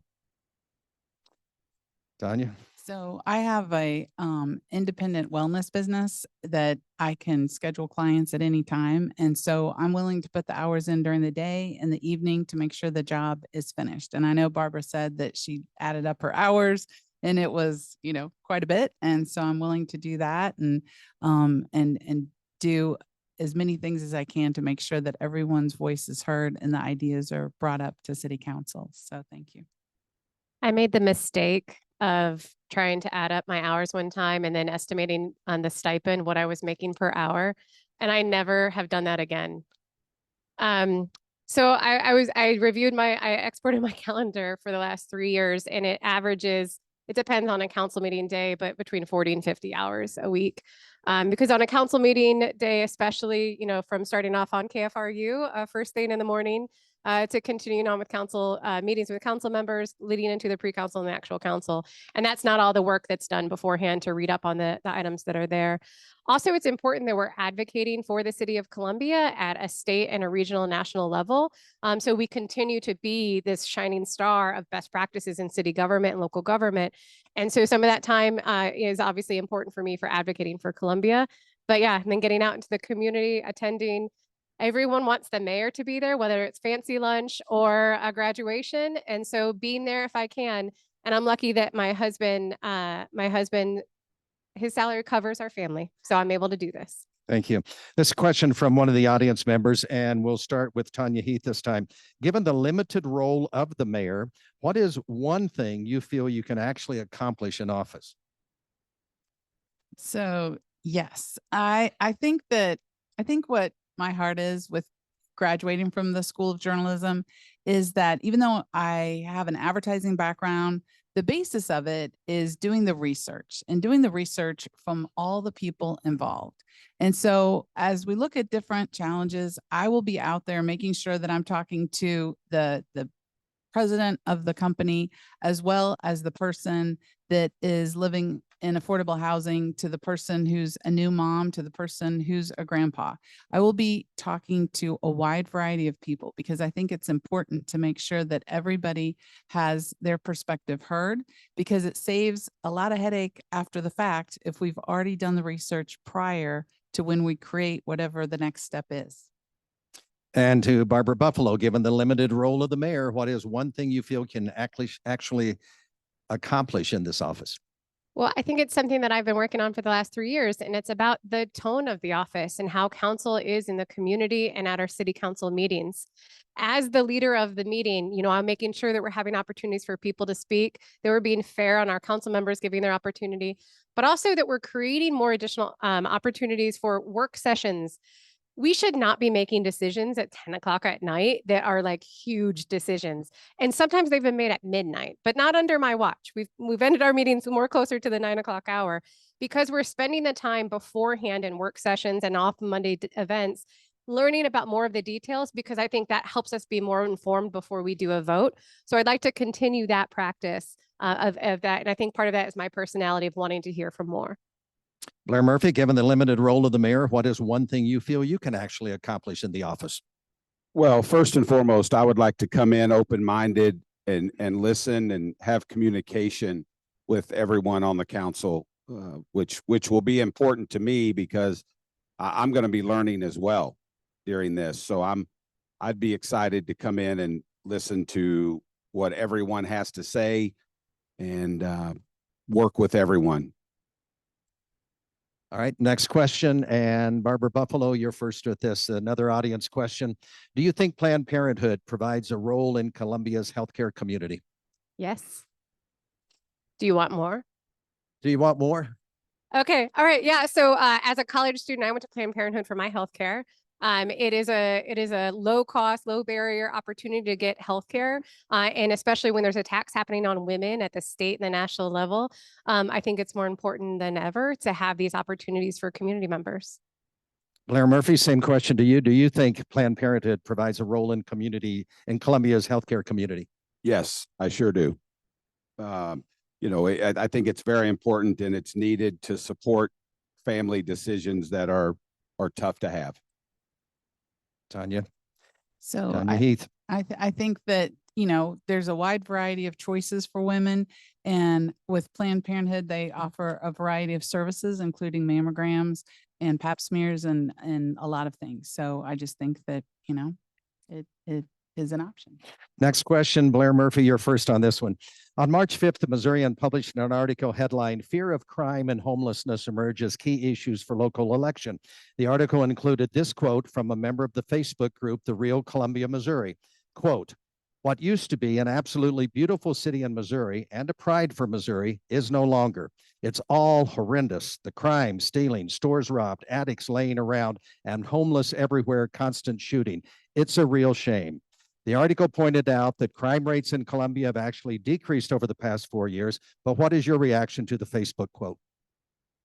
Well, obviously, with public safety being my number one thing, this is a great question. But, I would say that as long as we have enough staff to take care of all of the things, the homelessness part of it, again, I'm for helping people that want the help. So that would be what I'd say. But, definitely getting the police fully staffed to be able to take care of a few of the issues, but also help the people that want the help. Tanya Heath, you're next. Shall I read it again? All right. March 5th, the Missourian published an article headlined, "Fear of Crime and Homelessness Emerge as Key Issues for Local Election." The article included this quote from a member of the Facebook group, The Real Columbia, Missouri. Quote, "What used to be an absolutely beautiful city in Missouri and a pride for Missouri is no longer. It's all horrendous. The crime, stealing, stores robbed, addicts laying around, and homeless everywhere, constant shooting. It's a real shame." The article pointed out that crime rates in Columbia have actually decreased over the past 4 years. What's your reaction to the Facebook quote? Okay.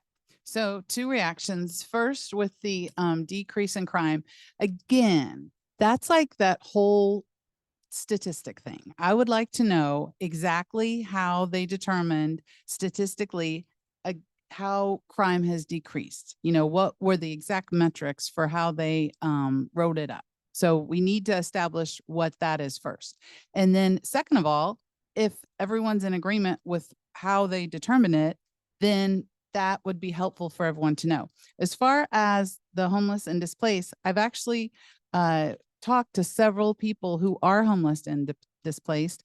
And I've talked to business owners who have had warming fires burn their businesses. I've talked to doctors, nurses, I've talked to EMS, and I've talked to pharmaceutical reps to understand the complex of the acute as well as the chronic homelessness. And my 7 ideas are that we need to help communicate how they can find an ID so that they can create a work history. We need to update and enforce all laws regarding panhandling. We need to, instead of cash, put up web links or QR codes so people know where to donate. I would meet with mayors from other towns and make sure that we are collaborating with the best practices of how to help people move from being homeless to being independently employed and successful. I would also work with people as far as what are the best practices for helping them detox from their addictions, whether that's pharmaceutical or route or other detox like heavy metals, parasites, plastics. We know that Barbara Buffalo, you get the final crack at this. Would you like for me to read this again? Would you just read the quote? The quote is, "What used to be an absolutely beautiful city in Missouri and a pride for Missouri is no longer. It's all horrendous. The crime, stealing, stores robbed, addicts laying around, and homeless everywhere, constant shooting. It's a real shame." What's your reaction to that Facebook quote? That it's a horrendous quote. And I mean, that's the question, is what's your reaction to that? My reaction is I disagree. That's not the Columbia that I see every day. You know, I am lucky that my husband and I, we live close to downtown, so we often ride our bikes downtown for dinner. We were just there on Saturday night, and just these opportunities to tear down our city is not helping. And I think we're seeing the same rhetoric happening at a national level. We have invested so much in public safety, and we continue to bring down the crime numbers, which is why they're down. We are investing in social services because we believe that nobody deserves and should be forced to live on this street and to suffer from any of their ills. We invest in these things because we are a caring community, and we will continue to be a caring community. So I reject the quote, and I think it's an unfortunate show of what we're seeing right now on social media and fake news sites. Let us go to another question. Tanya Heath, you're first on this one. I'm playing a little bit of a jerk here, but I'm going to do this anyway. So your emphasis on all of you want to emphasize public safety, and that means you want to reduce all crime. Okay. Does crime include property damage? Is it a crime to run a red light? If so, then why not reduce law breaking by having red light cameras? That's a way that studies are showing that accidents are. And I know you're going to say that the law in Missouri prohibits that. It does not. There are cities that are dealing with this now and reinstituting the possibility of red light cameras. So that's my question. Okay, the question is, why not install red light cameras if you want to reduce crime and improve public safety? okay. So if we were to install it, I certainly would want to know the pro and con before. I would like to have a discussion with people of all points of view to find out the pro and the con. And then if we went forward with that, on the one hand, we definitely want people to be safe. There's so many people, unfortunately, that have life-changing accidents because someone did run a red light. I've seen it several times, and that is a tragedy for that family, that person. And then on the other hand, it's a tool. And so any tool needs to be monitored. We need to have spot checks so that people don't abuse the tool. And I just think that we need to go in eyes wide open with the pros and the cons and really study it before we implement it, and then follow through with making sure that it is not abused. Barbara Buffalo, the same question. Yeah, I think I'd actually have to know, because I was told, yeah, that the state law said that it was not allowed. And so some of the recent tools or resources that we've given to the police department, or that we've approved that they've requested, have been around camera system. And we do want to be mindful for how the implementation and the policy is used for that, to make sure that they're not being abused. For me, the one of the other things when you talk about red lights is also when we're talking about how we build our infrastructure and how we think about Vision Zero, the physical infrastructure we put into place is also a key in keeping people safe as we're talking about traffic accidents. So yeah, I'd want to know more about that one, David, because that is different than what I was told. I have done my homework. Figured you did. Keep Blair Murphy? placing news articles all the time, people. Yeah, Your I would answer. agree. I also thought the same thing, that we couldn't. But first and foremost, I would talk to other cities that have it in place and figure out how it's all working for them, and the good and the bad and the indifferent. But you know, I would be open to educating myself more on this to see if it helps. But I'd start with talking to other cities that currently have it. And I would say this, the Missouri Supreme Court did say that the law as it was written was illegal, but that did not say that you could not institute red light camera laws, or else Missouri State Senator Mike Moon would not have introduced Senate Bill 540 right now in the legislative session, which says prohibit the automated red light enforcement systems. So he wouldn't introduce that if it wasn't possible to have those laws now. Let's go to who did I leave? Let's see, Barbara Buffalo on this one. Would you support amending zoning laws to allow more mixed residential commercial zoning areas? The person from the audience said, imagine if no matter which neighborhood you lived in, you could walk 2 blocks and buy your fruit, veggies, grains, oils, spices, and other things to cook, like in many other countries. Of course. Yeah, and, in our recent housing study, we were doing a housing study at the same time as doing a transit study. And, in both are the recommendations for more transit-oriented development. Is where you have more density along areas of which bus routes can go, or where there's more car traffic, and it creates more walkability for people, as well as this opportunity to take the bus. And then for us, as we're looking at the diversity of housing options that we need, not everybody wants to have a house where they have to maintain a yard. Some people want different options, and we want to create those options. One of the struggles that we have is we can only do what comes to us. And this is always a struggle, right? I need to have developers come to me saying, I want to create this. And so one of the ways we're looking into implementation of our housing study is how can we put incentives out there? How can we use some of our housing trust that we invested in our budget this year into those incentives to create more mixed use density or an intentional infill into a subdivision design so that you do have those options for housing? Thank you. Blair Murphy, the same question. What would you support amending zoning laws to allow more mixed residential commercial zoning areas? Absolutely, I would. I think it's pretty important for those that transportation is a problem to be able to have a lot of stuff close. I personally like to ride a bike, and that'd be kind of neat to be able to ride from your house to a grocery store to whatever the thing is. But just for the people that struggle with transportation, I think it would be pretty good. Tanya Heath, same question. Would you support amending zoning laws to allow more mixed residential commercial zoning areas? Yes, I think for any new property area, then that way the people moving into it would know that is what it is, as opposed to doing rezoning for established neighborhoods with established expectations. And I think that it's important that as we are supposed to have, I think, 37,000 homes built by 2050, we have to think about how we're going to use the available land and how we're going to make that holistic with people's needs, whether they are wide enough streets for bike lanes, as opposed to the small streets that have bike lanes that cars and bikers are trying to use, that's not exactly safe. So I think that as we look at it, we need to have conversations and committees with residents as far as what their concerns are, as well as builders, because of their creativity. Thank you. Next question, and I'm kind of combining 2 questions here. They both deal with the same subject matter. And Blair Murphy, you're first. On the matter of public transportation, what's possible and how do we get there? Well, I actually rode the city bus a lot when I was a kid. That was my main transportation with my single mom and myself. So but I also think police visibility on that is very important too, with currently what we're dealing with our city buses. But I would definitely look at ways to make our city bus transportation better.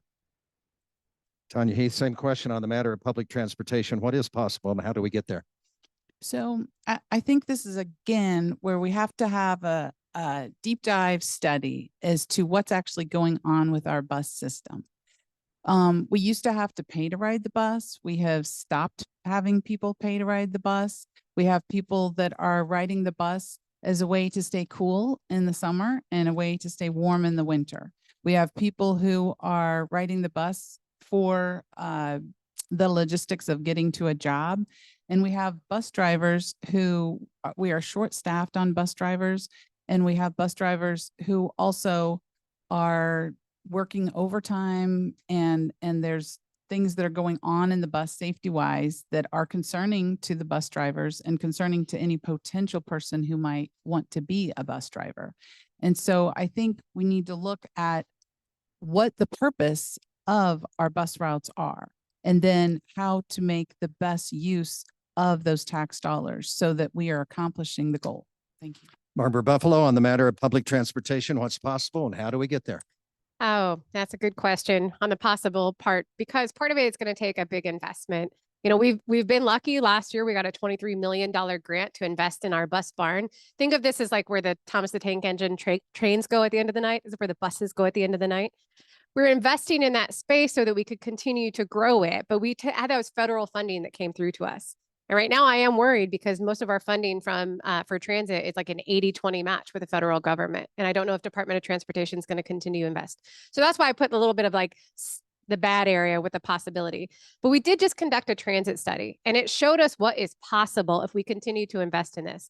We have increased wages for our bus transit drivers. We know we need to think about additional flexibility for them for doing their job so we can recruit more people to this. I think they said if we're 4 short, once we have 4 more drivers, we can uncombine the routes that we have. So those shorter leadways will be possible. But I truly think where we can go is a partnership with the University of Missouri. And I have been in talks with the administration there about an investment because we know our students need to get around town too. Tanya Heath, this is the first one for you. And this is a question that was posed to the Ward 4 candidates, but I think the questioner wanted it to the mayor candidates also. The law that kind of restricted citizens' police review from doing certain things. So the question was, would you support establishing a new city board to discuss and recommend police department policy? A new board. So we would have 2 boards, or do you think just a new one? I can't read the mind of the person who asked that, but I would say let's go with 2 boards. You'd keep the review board since state law right now has said specific what it can do and seems to restrict what it used to do in Columbia. So how about a new board to deal with police department policy? So I think that it helps overall. It's difficult. It's difficult when we have people who are not in any sort of job. Like you want doctors to review other doctors. You want teachers to review other teachers. So that is so important. But on the other side, you need input from the end users. I taught at Mizzou for 12 years, and every semester we got a review of how we did. And so that was very helpful. And then the students also got a review of how they did. And so it was a 2-way street. And I think that but the people that were judging me as far as whether I was hired back every year or not, they were the chair and the dean. And so I think there's room for both, but I think ultimately, as far as anyone's job, I think it should be judged based on, the profession, but input's important. Barbara Buffalo, would you support establishing a new city board to discuss and recommend police department policy? Well, my hope is that we don't have to. We do have our representative, David Tyson Smith, has introduced legislation at the state level to remove that piece from the kind of ominous bill that it was included in. I don't know how likely it is to move forward, but he seemed optimistic on it. So I'd like to encourage all of us to make that known. We want to support this bill that's happening in Jefferson City, because that would allow us to put our Citizens Police Review Board, the duties back in it. But one of the things that I am hopeful, optimistic about is that Police Chief Schluty has talked about creating an advisory group, an advisory committee that could then do some of these activities, because it's directed by her. And I look at it as a way of that we could then encourage what sort of representation that we want to see on that. And that will allow us, I think, to do a little bit of both at the same time. Blair Murphy, same question to you. Would you support establishing a new city board to discuss and recommend police department policy? Well, I'm not sure exactly on that, but again, I would go with the people that know the business, which, like I said, I would have to trust Chief Schluty to do all the right things and make sure. So I would say that we would need to just probably stick with what we've got, and hopefully that will get it done. One more question. I am up against a time frame, and the question goes to Barbara Buffalo first, and it's from a audience participant. What would you like your legacy to be as mayor? Oh, shorter council meetings. I'm just kidding. I think I've done it. No, I would like it to be that the city has continued to be a place where people choose to be. And I think we see that with the growth of our community, that we're a great place to live. I don't point to things like, oh, that park or that part of the farmers market. Part of it is just that we are continuing to live up to our history. And one of the things that I am most proud of is some of the really non-sexy things, like the more work sessions and efficient meetings and having routine process reviews. I know it's not sexy, but it's what makes it possible for us to get the things done. So, yeah. All right, Blair Murphy, what would you want your legacy to be as mayor? I would want to just have Columbia, like I said before, the way I enjoyed it as a kid, and just to make sure that everything's being attended to. There's conversations being had about all kinds of things. And so, but get Columbia the way it was many years ago when I was a kid. Tanya Heath, same question to you. What would you want your legacy to be as mayor? So let me pose a question to the audience, and you can raise your hand or you cannot raise your hand. But have any of you been given a citation where you have 5 days to clean out a homeless encampment? And if you don't clean it out within 5 days, you will be fined $15,000. And so I know it's difficult to hear that, but I have talked to 2 people that they were faced with that. They had to go and rent the equipment to take the needles and take the trash out of their property.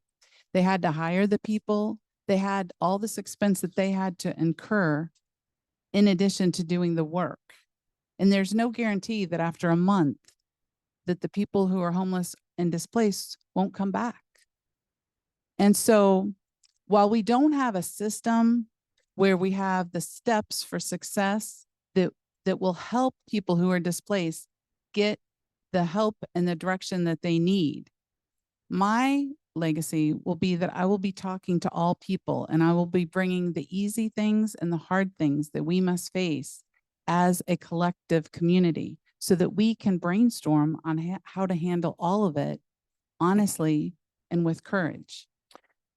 So we have reached the point where we will hear our closing statements. I'll remind people that the library closes at 8, and if you are not out of here by then, we're all hermetically sealed in here until 9 tomorrow morning. Actually, after the closing statements, I have just a short thing to read, and then up until 8 o'clock or until the library flicks the lights, you may be able to corner these people and talk to them about other matters that you have on your mind. Sorry, candidates, but I'm giving that offer. Blair Murphy, we appreciate you being here. Your closing statement, please. I just want to thank you guys. These forums are really good for me, considering I'm not a politician and I'm just a citizen trying to learn. So I really appreciate being here. What a great event, very well attended, which is awesome. And I appreciate all of it. So thank you. Barbara Buffalo, we're coming back this direction on these closing statements. So now your closing statement. Yeah, I want to say thank you to the league and to the library for hosting, and David Lyle for coming out of retirement for these forums. Everyone's just here for your voice. You know, when I look back on the last 3 years, I'm proud of the work that we've done. You know, being a former civil servant, being a city employee, it was kind of weird to go from behind the audience, behind the curtain, to being sitting at the dais. So there was definitely some like learning curves to step into this space. But I'm proud of the work that we've done and the items I've been able to move forward. I'm also happy with my campaign. This is a grassroots campaign put together by people in Columbia investing in what it is that they believe we are and where we're going to be and where we need to continue going. I'm proud to always show up, whether or not it's to every forum or whether or not it's to the doors or every invite that I've received. So I hope to have your support as we go for April 8th or the 2 weeks before for no excuse voting. So thank you. Tanya Heath, your closing statement, please. So I'd like to thank the League of Women Voters. It's very important that we have new voters of all ages and encourage many generations to be as dedicated as you all are and have set the bar so high. So I want to thank you for that. And I would say that I really look forward to being the mayor of Columbia so that we can creatively, strategically, and holistically look at each issue and address the things that we need to make improvements on, and then make sure that we are benchmarking what successes we are having, be honest with where we are failing, where we are struggling, because there's so many smart and capable people in our community. And when we go out and we talk to each one of them, a lot of them can give us very helpful solutions that will help us move forward. And so I'd like to collaborate with all of Columbia and bring us to that higher level of transparency and courage. Thank you. Well, thanks to the mayor candidates. I just want to make a personal note. I know for a fact 10 years ago tonight, I was at the Carl Scala Award talking about roll cards. I know. Yeah. 100% why we did that vote was just so it never came up at forums again. I'm glad it doesn't come up again, but I can remember 10 years ago to this night doing that. So the candidate forum has concluded with that. The League of Women Voters thanks all the candidates and you all for being here in person and sitting through this and providing questions for those of listening on Zoom.